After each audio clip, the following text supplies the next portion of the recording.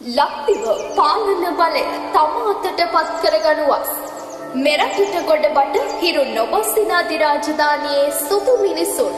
එතෙක් දස රජදමින් උඩරට පාලනය ගෙන ගිය සිරි විකුම් රාජසිංහ තෙමේ සුරාවට ඇබ්බැහිකොට රජු හා ජනතාව බිඳවා මෙරට පාලනය තම අතට පත් කරගත්හ.